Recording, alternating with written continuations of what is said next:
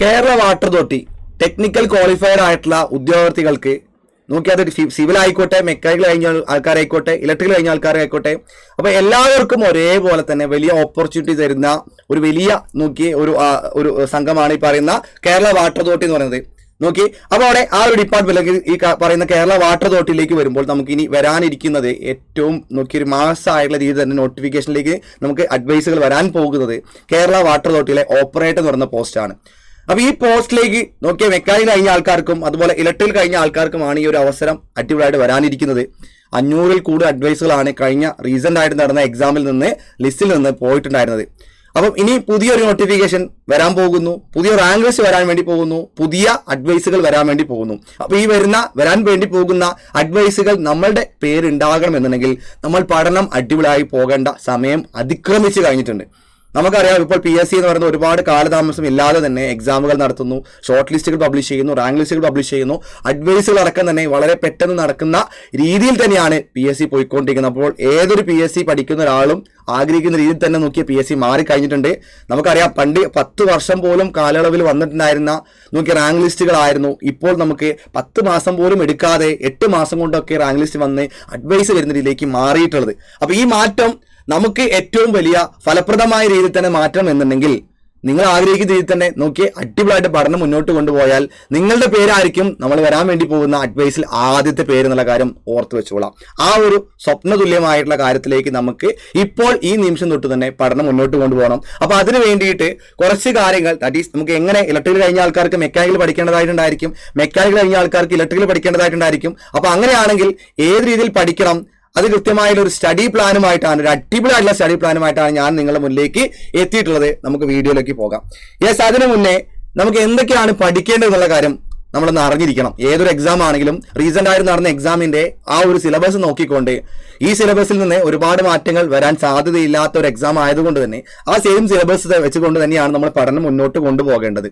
അതിനാണെങ്കിൽ ഇവിടെ നമുക്കറിയാം, ഇലക്ട്രിക്കൽ ടോപ്പിക്കിൽ നിന്ന് 50 മാർക്കിന്റെ വെയിറ്റേജും മെക്കാനിക്കൽ ടോപ്പിക്കിൽ നിന്ന് 50 മാർക്കിന്റെ വെയിറ്റേജുമായിട്ടായിരുന്നു കഴിഞ്ഞ തവണ നടന്ന എക്സാം നടന്നിട്ടുണ്ടായിരുന്നത്. അപ്പോൾ അതിൽ തന്നെ നമുക്കറിയാം ക്വാളിഫിക്കേഷൻ വരുന്നത് നമുക്കറിയാം എന്തൊക്കെയായിരുന്നു. അവിടെ MMB മോട്ടോർ മെക്കാനിക് വെഹിക്കിൾ എന്ന് പറയുന്ന ITI ട്രേഡും ഇലക്ട്രിക്കൽ ട്രേഡും ആയിരുന്നു അവിടെ കൃത്യമായിട്ട് ക്വാളിഫിക്കേഷൻ പറഞ്ഞിട്ടുണ്ടായിരുന്നത്. ഇതിന് ഹയർ ആയിക്കൊണ്ടാണ് നമുക്ക് ഡിപ്ലോമ ആൾക്കാർക്കും അതുപോലെ തന്നെ ബിടെക് കഴിഞ്ഞ ആൾക്കാർക്കും അത് ഇലക്ട്രിക്കൽ ആയിക്കോട്ടെ മെക്കാനിക്കൽ ആൾക്കാരായിക്കോട്ടെ നമുക്ക് അപ്ലൈ ചെയ്യാൻ പറ്റിയിട്ടുണ്ടായിരുന്നത്. അങ്ങനെയാണെങ്കിൽ ഇവിടെ മെക്കാനിക്കൽ കഴിഞ്ഞ ആൾക്കാര് ഇലക്ട്രിക്കൽ പഠിക്കുമ്പോൾ എന്തൊക്കെയാണ് അവിടെ കൂടുതലായിട്ട് പഠിക്കേണ്ടത്, നിങ്ങൾ എല്ലാവരും ശ്രദ്ധിക്കേണ്ട ഒരു കാര്യം. ഇലക്ട്രിക്കൽ കഴിഞ്ഞ ആൾക്കാരാണെങ്കിലും മെക്കാനിക്കൽ കഴിഞ്ഞ ആൾക്കാരാണെങ്കിലും നമ്മൾ സ്വന്തമായിട്ടുള്ള കോർ സബ്ജക്റ്റുകളിൽ നമ്മളെ വളരെ ബേസ് ഉറപ്പിച്ചുകൊണ്ട് തന്നെ അതിൽ ചോദിക്കുന്ന 50 മാർക്കിൽ 50 കിട്ടുന്ന രീതിയിൽ തന്നെ നമ്മൾ എന്ത് ചെയ്യണം, നമ്മളെ പഠനം ഉറപ്പുവരുത്തണം. കാരണം നിങ്ങൾക്ക് അറിയാം, കഴിഞ്ഞ തവണ നടന്ന എക്സാമിൽ 46 മാർക്കായിരുന്നു. നമുക്ക് ഒരുപാട് വലിയ ടൈറ്റ് ആയിട്ടുള്ള ഒരു എക്സാം ഒന്നും അല്ല. പക്ഷെ എങ്കിൽ പോലും അവിടെ 46ലേക്ക് ആ ഒരു കട്ട് ഓഫ് എത്തിയിട്ടുണ്ടായിരുന്നു. കാരണം ഈ പറഞ്ഞ രീതിയിൽ തന്നെയാണ് നമുക്ക് അവിടെ ഡിഫറെന്റ് ആയിട്ടുള്ള സ്ട്രീം വരുന്നത് കൊണ്ട് തന്നെ ആ കട്ട് ഓഫ് വീണ്ടും കുറയാൻ സാധ്യത കൂടുതലാണ്. അപ്പൊ അതുകൊണ്ട് നിങ്ങൾ ഓർത്ത് വെക്കേണ്ട ഒരു കാര്യം, ഇവിടെ ഈ രീതിയിൽ കമ്പൈൻഡ് ആയിട്ടുള്ള സിലബസുകൾ വരുന്ന സമയത്ത് കട്ട് ഓഫുകൾ യഥാക്രമം കുറയുന്നത് ഏറ്റവും എളുപ്പമായിട്ടുള്ള രീതിയിലും അല്ലെങ്കിൽ ടൈറ്റ് ആയിട്ടുള്ള എക്സാം വന്നാൽ പോലും നമുക്ക് ആ രീതിയിൽ തന്നെ ആയിരിക്കും നമുക്ക് നോർമലി നടക്കുന്ന എക്സാമുകളുടെ കട്ട് ഓഫ് ഉണ്ടായിരിക്കുക. അപ്പൊ ഇവിടെ 100 കിട്ടുക എന്നതല്ല, നമുക്ക് ഹയസ്റ്റ് മാർക്ക് എത്തിക്കൊണ്ട് നമുക്ക് എന്ത് ചെയ്യണം, അതിന്റെ വളരെ ആദ്യത്തെ അഡ്വൈസിലേക്ക് നമ്മൾ വരിക എന്നുള്ളത് തന്നെയാണ് നമുക്ക് ആദ്യം ചെയ്യേണ്ട ഒരു കാര്യം. അപ്പൊ ഇത് നമുക്ക് ഏറ്റവും എളുപ്പത്തിൽ സ്കോർ ചെയ്യാൻ പറ്റുന്ന, നമുക്ക് അറിയുന്ന, നമ്മൾ പഠിച്ചിട്ടുള്ള, നമുക്ക് മനസ്സിലാക്കാൻ എളുപ്പത്തിൽ പറ്റുന്ന കോർ സബ്ജക്റ്റുകൾ നമ്മൾ ആദ്യം പഠിച്ചു തീർക്കുക എന്നുള്ളത് തന്നെയാണ് നിങ്ങൾ ആദ്യം ചെയ്യേണ്ട കാര്യം. അപ്പൊ അതില് ഇലക്ട്രിക്കൽ കഴിഞ്ഞ ആൾക്കാര് മെക്കാനിക്കലിലേക്ക് നമുക്ക് പുതിയ സബ്ജക്ട് പഠിക്കേണ്ടതായിട്ടുണ്ടായിരിക്കും, മെക്കാനിക്കൽ കഴിഞ്ഞ ആൾക്കാർ ഇലക്ട്രിക്കൽ പഠിക്കേണ്ടതായിട്ടുണ്ടായിരിക്കും. പക്ഷേ ഇവിടെ കോംപ്രമൈസ് ചെയ്യാതെ ഒരു മെക്കാനിക്കൽ ഒരു ആസ്പിരന്റ് എന്ന രീതിയിലേക്ക് ഞാൻ എന്ത് ചെയ്യാം, ആ ഒരു ആസ്പിരന്റിനെ കാണുന്ന രീതിയിൽ ഞാൻ എന്ത് ചെയ്യാം, അതൊന്ന് പറഞ്ഞുകൊണ്ട് തുടങ്ങാം. അപ്പോൾ ഇലക്ട്രിക്കൽ പഠിക്കുന്ന രീതിയിൽ എന്ന് പറയുന്നത് ഓർത്ത് വെക്കാൻ, നമുക്ക് ഇവിടെ ഫണ്ടമെന്റ്സ് ഓഫ് ഇലക്ട്രിസിറ്റി 5 മാർക്കിന്റെ വെയിറ്റേജ് ഉണ്ടായിരിക്കും. അതുപോലെ electrostatics and electromagnetism, fundaments of AC system, measuring and measuring instruments, safety first aid, batteries and solar cell, wiring accessories, then അടുത്ത് വരുന്ന DC machines, AC machines, then digital electronics, power electronics. അപ്പോൾ ഈ പറയുന്ന 2 subject, digital ഇലക്ട്രോണിക്സുകളും power electronics എന്ന 2 subject ഒരു mechanical കാരനെ സംബന്ധിച്ചിടത്തോളം കുറച്ചൊരു ടൈറ്റ് ആയിട്ട് രീതിയിൽ തന്നെ പഠിച്ചെടുക്കാൻ, അല്ലെങ്കിൽ കൺസെപ്റ്റ് വൈസ് മനസ്സിലാക്കാൻ ഒരുപാട് കാര്യങ്ങളുള്ള, ഒരുപാട് സമയം എടുത്ത് പഠിക്കേണ്ടതായിട്ട് വരുന്ന ഒരു ടോപ്പിക്കാണ്. അപ്പൊ ബാക്കിയെല്ലാം പഠിച്ചു കഴിഞ്ഞ ഒരാളാണെന്നുണ്ടെങ്കിൽ നിങ്ങൾ എന്ത് ചെയ്യുക, ഇതൊന്ന് ലീസ്റ്റ് പ്രിഫറൻസ് വെച്ചുകൊണ്ട് നമുക്ക് ഈ പറയുന്ന സബ്ജക്റ്റുകൾ നിങ്ങൾ നോക്കിക്കൊണ്ട് നിങ്ങൾക്ക് എളുപ്പത്തിൽ മനസ്സിലാക്കാൻ പറ്റുന്ന, ഏറ്റവും എളുപ്പത്തിൽ മനസ്സിലാക്കാൻ പറ്റുന്ന ടോപ്പിക്കുകൾ ഏതാണ്, നമ്മളെ അതർ സ്ട്രീമിൽ വരുന്നത് ഏതാണ് നോക്കിയിട്ട് അത് ആദ്യം പഠിച്ചു തീർക്കുക എന്നത് തന്നെയാണ് നിങ്ങൾ ചെയ്യേണ്ട കാര്യം. അപ്പോൾ ഇവിടെ ഞാൻ പറയുന്നു, ഒരു മെക്കാനിക്കൽ കഴിഞ്ഞ ഒരാളെ നോക്കി, ഞാൻ മെക്കാനിക്കൽ ഫാക്കൽറ്റി ആയതുകൊണ്ട് പറയുന്നതാണ്. മെക്കാനിക്കൽ ഫാക്കൽറ്റി ആയതുകൊണ്ട് ഇവിടെ നോക്കി ഈ ഡീറ്റെയിൽ ഇലക്ട്രോണിക്സ് ആയിക്കോട്ടെ, പവർ ഇലക്ട്രോണിക്സ് ആയിക്കോട്ടെ, നമുക്ക് ബേസിക്കലി ഈ പറയുന്ന 10 മൊഡ്യൂളിൽ നിന്ന് 10 ടോപ്പിക്കിൽ നിന്ന് കുറച്ചൊരു നോക്കി ഡിഫിക്കൽട്ട് ലെവലായിട്ട് നമുക്ക് വരുന്നുണ്ടായിരിക്കും, ഇത് തന്നെയായിരിക്കും. അപ്പൊ അങ്ങനെ അതിൽ തന്നെ ഈ പറഞ്ഞ ഡീറ്റെയിൽ ഇലക്ട്രോണിക്സിൽ നമുക്ക് ലോജിക് ഏറ്റുകളൊക്കെ നമുക്ക് ഈസി ആയിട്ട് പഠിച്ചെടുക്കാവുന്ന കാര്യം തന്നെയുള്ളൂ. അപ്പൊ അതൊന്ന് ഓർത്ത് വെക്കാം. അപ്പൊ ഈ 10 മാർക്ക് അവിടെ നിങ്ങൾ ലീസ്റ്റ് പ്രിഫറൻസ് ആക്കി വെച്ചുകൊണ്ട് ബാക്കി വരുന്ന 90 മാർക്കും നമുക്ക് ഉറപ്പുവരുത്തുന്നതിലേക്ക് നമ്മൾ സെറ്റ് ആക്കുക എന്നുള്ളതാണ് ചെയ്യേണ്ടത്. അതേപോലെ നിങ്ങളുടെ നോക്കിയ മെക്കാനിക്കൽ ടോപ്പിലേക്ക് വരുന്ന ഇലക്ട്രിക്കൽ കഴിഞ്ഞ ആൾക്കാർക്ക് പറഞ്ഞു തരുന്നതാണ്. അപ്പോൾ ഇവിടെ നോക്കാം, ഈ പമ്പ് ആൻഡ് ഫാസ്റ്റിംഗ്സ് നിന്ന് 10 മാർക്ക് എല്ലാം എളുപ്പത്തിൽ വരുന്ന ടോപ്പിക്കുകൾ മാത്രമേ ഉള്ളൂ. അത് ഈസി ആയിട്ട് പഠിച്ചെടുക്കാവുന്നതാണ്. എന്നാൽ അടുത്ത IC എഞ്ചിൻസ്, നമുക്ക് ഇൻട്രസ്റ്റിംഗ് ആയിട്ട് പഠിച്ചെടുക്കാൻ പറ്റുന്ന ടോപ്പിക്കാണ് IC എഞ്ചിൻസ്. അതും എളുപ്പത്തിൽ ആ 10 മാർക്കും നമുക്ക് എളുപ്പത്തിൽ സ്കോർ ചെയ്യാം. ദെൻ അടുത്ത വരുന്നത് നോക്കിയേ ബേസിക് ഇലക്ട്രിസിറ്റി. ഇവരാണ് നമുക്ക് വലിയൊരു ട്വിസ്റ്റ് ഇരിക്കുന്നത്. നിങ്ങൾ നോക്കാം, ഇലക്ട്രിക്കൽ കഴിഞ്ഞ ഒരു ആസ്പിരന്റിനെ സംബന്ധിച്ചിടത്തോളം നോക്കിയ ബേസിക് ഇലക്ട്രിസിറ്റി, ദെൻ ഇവിടെ നോക്കിയ ബാറ്ററി, സെല്ല്, അതുപോലെ തന്നെ നോക്കിയ ഈ പറഞ്ഞ രീതിയിലുള്ള എല്ലാ കമ്പോണൻസുകളും നമ്മൾ ഓൾറെഡി നമ്മളിവിടെ പഠിച്ചു പോകുന്ന കാര്യങ്ങളുമായി സെയിം തന്നെയാണ് വരുന്നുണ്ടാവുക. ഇവിടെ നോക്കാം, ഇവിടെ നമുക്ക് ഈ വോൾട്ടേജ്, കറണ്ട്, നോക്കിയ സീരീസ്, പാരലൽ, ഇത് തന്നെയാണ് നമുക്ക് അവിടെ ബേസിക് ഇലക്ട്രിസിറ്റിയിലും പഠിക്കാനുണ്ടായിരിക്കുക. ബേസിക് ഇലക്ട്രിസിറ്റി ടൈമിൽ നമുക്ക് സീരീസ് ആൻഡ് പാരലും നോക്കി അതൊക്കെ തന്നെയാണ് സെയിം ആയിട്ടുള്ള കാര്യങ്ങൾ. റെസിസ്റ്ററിന്റെയും നോക്കി കപ്പാസിറ്ററും ഒക്കെ വരുന്ന സെയിം കാര്യങ്ങൾ തന്നെയാണ് അവിടെ നമുക്ക് പഠിക്കാനായിട്ട്. അപ്പോൾ ഈ കോമൺ ടോപ്പിക്കുകളെല്ലാം വളരെ ഈസി ആയിട്ട് തന്നെ നമ്മൾ പഠിച്ചെടുത്തുകൊണ്ട് മനസ്സിലാക്കിക്കൊണ്ട് മുന്നോട്ട് പോയാൽ നോക്കി അടിപൊളി ആയിട്ട് തന്നെ നമുക്ക് സ്കോർ ചെയ്യാൻ പറ്റും. അതിലൊരു സംശയമില്ല. ഞാൻ അടുത്ത് വരുന്നത് പവർ ട്രാൻസ്മിഷൻ ആണ്. ഈ പവർ ട്രാൻസ്മിഷനിലും നോക്കിയ കുറച്ചധികം കാര്യങ്ങളവിടെ മെക്കാനിക്കൽ ടോപ്പിക്കുകൾ ഉണ്ട്. അതിൽ തന്നെ നമുക്ക് ഇലക്ട്രിക്കൽ ടോപ്പിക്കുകൾ തന്നെയാണ് കൂടുതലുള്ളത്. നമുക്ക് AC മോട്ടർ, അത് റിലേറ്റഡ് ആയിട്ടുള്ള ടെർമിനോളജി, അത് AC മെഷീൻസ് പഠിക്കുമ്പോൾ നമുക്ക് ഓൾറെഡി കിട്ടുന്നുണ്ടാവും. അപ്പോൾ ഈ രീതിയിൽ കോമൺ ആയ ടോപ്പിക്കുകൾ ഇലക്ട്രിക്കൽ കഴിഞ്ഞ ആൾക്കാർക്ക് മെക്കാനിക്കൽ വരുന്നുണ്ട്. അപ്പൊ അതുകൊണ്ട് തന്നെ ഈസി ആയിട്ട് ക്രാക്ക് ചെയ്യാൻ പറ്റുന്ന ഒരു കാര്യം മാത്രമേ അവിടെ ഉള്ളൂ. അതേപോലെ നോക്കിയ ഫൈനലി നമുക്കുള്ള 10 മാർക്കിന് വെയിറ്റേജ് വരുന്ന ഫ്ലൂയിഡ് വാൽവ്, അവിടെയും എളുപ്പത്തിൽ തന്നെ നിങ്ങൾ പഠിച്ചിട്ടുള്ള, അല്ലെങ്കിൽ നമുക്ക് ഇലക്ട്രിക്കൽ കഴിഞ്ഞ ആൾക്കാർക്ക് ഓൾറെഡി അവിടെ പഠിച്ചിട്ടുണ്ടാവും. സെൻട്രിഫ്യൂഗൽ പമ്പ് എന്താണ്, റെസിപ്രോക്കൽ പമ്പ് എന്താണ്, അതിനെ കുറിച്ചൊക്കെ പഠിച്ചിട്ടുണ്ടാവും. അപ്പൊ അതിനെ കുറച്ചും കൂടി ഡെപ്തിലേക്ക് നോക്കി അതിന്റെ പാർട്സും കാര്യങ്ങളൊക്കെ ബന്ധപ്പെടുത്തിയുള്ള കാര്യങ്ങൾ പഠിച്ചെടുക്കാവുന്നതാണ് ഇവിടെ ചെയ്യേണ്ടതായിട്ടുള്ളത്. അപ്പം ഇതിൽ തന്നെ നോക്കി എളുപ്പത്തിൽ സ്കോർ ചെയ്യാൻ പറ്റുന്ന മാർക്ക് മാത്രമേ നിങ്ങൾക്ക് നിങ്ങളുടെ മുന്നിലേക്ക് അവിടെ ഉണ്ടാവുള്ളൂ. അപ്പോൾ നോക്കി ഈ പറഞ്ഞ ഇത് നമുക്ക് ഓൾറെഡി നമ്മൾ പറഞ്ഞതാണ്. അതിന്റെ നോക്കിയ പറഞ്ഞ ക്വാളിഫിക്കേഷൻ ഡീറ്റെയിൽസ് ഇവിടെ അറിഞ്ഞിട്ടുണ്ടായിരുന്നു. ദാറ്റ് ഈസ് ഇവിടെ നമുക്ക് ഓർത്ത് വെച്ചോളാം. മെക്കാനിക്കൽ മോട്ടോർ വെഹിക്കിളും ഇലക്ട്രീഷ്യനും നോക്കി ഇലക്ട്രിക്കൽ നോക്കി അത് തുടങ്ങിയിട്ടുള്ള ആ സബ്ജക്റ്റുകളാണ് നോക്കി ആ ഒരു ട്രേഡുകളാണ് അവിടെ ഉണ്ടായിരിക്കുക. അതിന് ഹയർ ക്വാളിഫിക്കേഷൻ വെച്ചിട്ടാണ് ഡിപ്ലോമ ഇലക്ട്രിക്കലായാലും ഡിപ്ലോമ മെക്കാനിക്കലായാലും ഒക്കെ അപ്ലൈ ചെയ്തിട്ടുണ്ടായിരുന്നത്. അത് ഓർത്ത് വെക്കാം. അപ്പോൾ ഈ പറഞ്ഞ ടോപ്പിക്കുകൾ, ഒന്നാമത്തെ ടോപ്പിക് ഫണ്ടമെന്റ്സ് ഓഫ് ഇലക്ട്രിസിറ്റി ആണ്. അതിന്റെ വെയിറ്റേജ് 5 മാർക്കാണ്. ഇലക്ട്രോസ്റ്റാറ്റിക്സ് ആൻഡ് നോക്കി ഇലക്ട്രോമാഗ്നറ്റിസം 5 മാർക്ക് ഉണ്ടാവും. ഫണ്ടമെന്റ്സ് AC സിസ്റ്റം അല്ലെ FAC 5 മാർക്കാണ്. Measurement and measuring instruments 5 mark.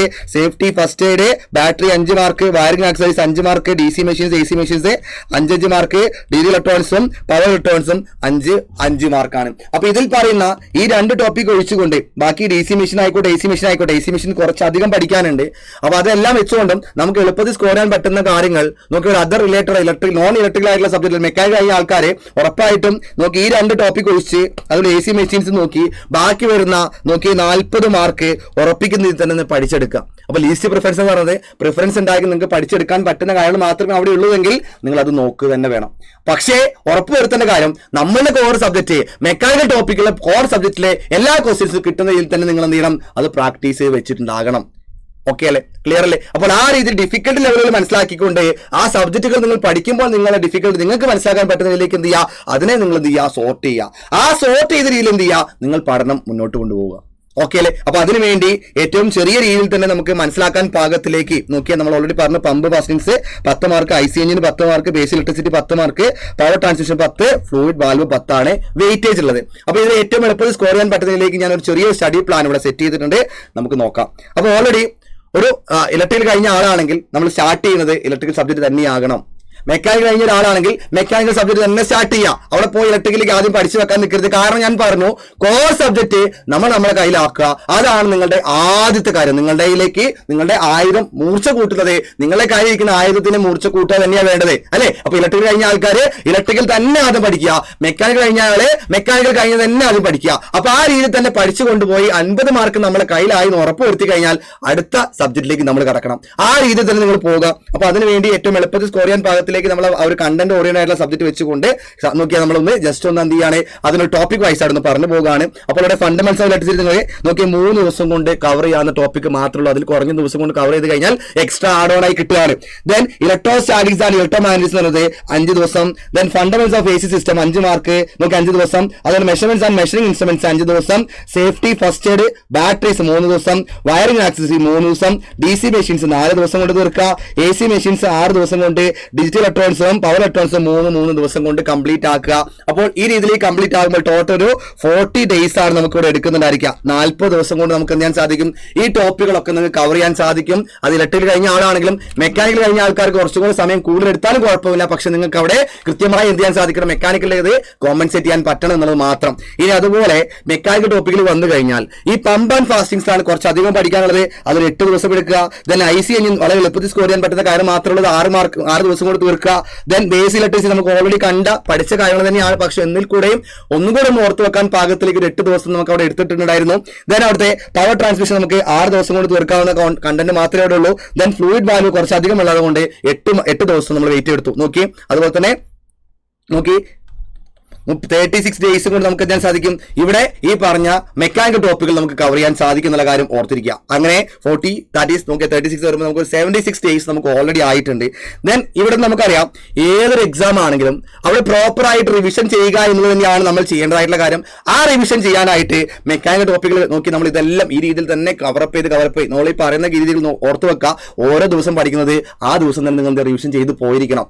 അതിനുശേഷമാണ് ഈ പറഞ്ഞ എല്ലാ ടോപ്പിക്കും ഒരുമിച്ച് കവർ ചെയ്യാൻ വേണ്ടിയിട്ട് മെക്കാനിക് കഴിഞ്ഞ ടോപ്പിക്കുകൾ നമുക്ക് എന്ത് ചെയ്യുക 5 ദിവസം കൊണ്ട് കവർ ചെയ്യുക. ഇലക്ട്രിക്കൽ കഴിഞ്ഞ ടോപ്പിക്കുകൾ എന്ത് ചെയ്യുക 5 ദിവസം കൊണ്ട് കവർ ചെയ്യുക. അങ്ങനെ ഓൾ ടോട്ടൽ നമുക്ക് 76 പ്ലസ് നോക്കി അവിടെ 10 വരുന്ന സമയത്ത് നമുക്കൊരു 86 വരും.